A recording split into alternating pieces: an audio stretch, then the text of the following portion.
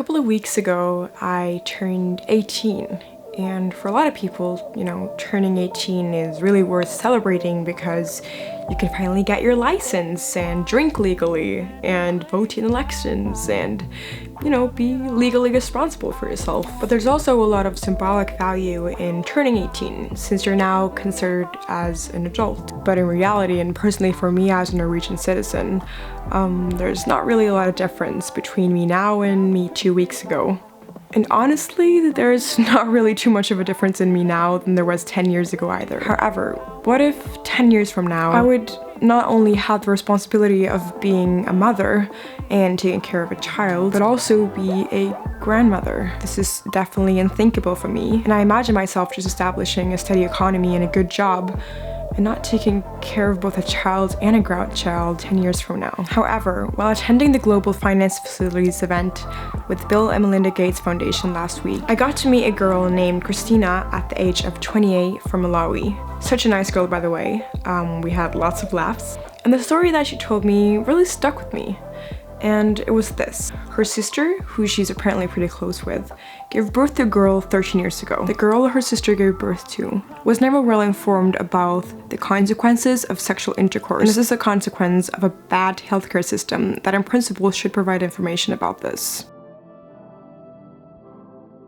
Christina also told me a story about how when she was once out on the look for contraceptives, neither the hospital or the pharmacy had a selection to offer her. This may also have been the case of her sister's daughter, who of course didn't intend to be pregnant at the age of 11. You know, she might also not have known that she was being forced to sleep with a guy she might have been experiencing. However, the moral of the story is that she did not have the necessary information to make that decision and know its consequences. She also did not have the capacity for herself to say, no, I'm too young for this, because she wasn't provided with information about these potential consequences. Christina told me that when that 2-year-old baby girl looks at her, she's his grandmother, because she doesn't know any better. I was, of course, shocked. You know, I couldn't imagine being in her position and for that to be my reality in 10 years. And this is, of course, because I am the citizen of a country that has a strong healthcare system, which provides information, is there to support, and will tell you everything you need to know about contraceptives, the consequences of intercourse, and so on. However, it shouldn't be that way. It should not be a fact that because I was born in a country like Norway, I'm lucky to have these rights. It shouldn't be, as Christina said, almost normal to be grandmother before you turn 30. This story is actually one of many touchy stories that I got to be told at the Replenishment event that I attended. I learned a lot, and I want to share my experience with you guys by taking you all along with me on a vlog, as well as share some of the key things that I learned and that really made an impression on me. And surprise! I split this video up into 2 parts so that you guys could get the most out of this whole experience. So this video will be focused on the first day of the event, and then the second part of the vlog will be mainly about my interview with both Melinda Gates, our Prime Minister Erna Solberg, and Minister Nikolai Astrup, and of course also what I learned on the second day of the Replenishment event. So yeah, like this video if you are excited about these kinds of videos and if you want more of them.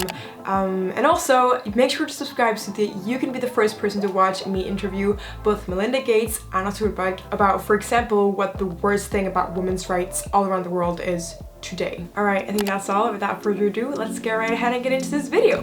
Hello! Today I'm in London and I'm preparing my questions and preparations basically for the event that I'm going to tomorrow, which is the GFF, Global Finance Facilities Replenishment event in Oslo. This is my setup. It's basically just my computer, my coffee, my phone, and some flowers. This is a really good application. It's called Hey Habit. Whenever you open up any tab, it comes up here, so it's really cool. I'm traveling back to Norway today, and I'm going to take you guys with me on the flight. I'm basically going to prepare some more stuff there, and I'm really excited about the event tomorrow. I think it's going to be really great.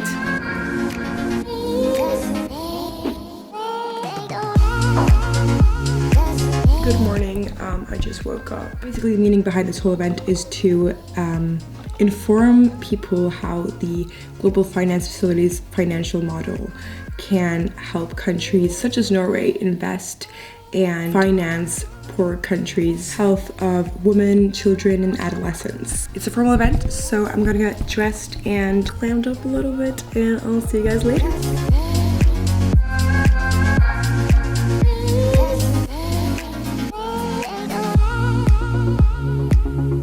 On the first day, I was exposed to a lot of roundtables and panels. Alright, so we're here. We just got our program and we're going to get inside to the conference. Let's go. Overall, I think they all can be summed up in what one panelist said. If we want to help poor countries around the world, of course infrastructure and health is equally important. However, how can people use the roads if they can't walk? We need to invest in health.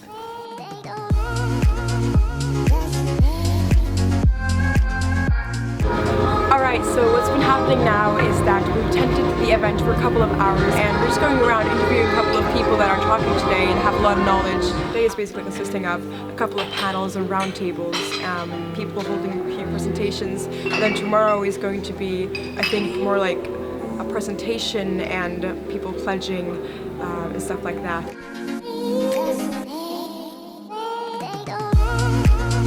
But we tend to underestimate the potential for innovations and to have a focus of innovation.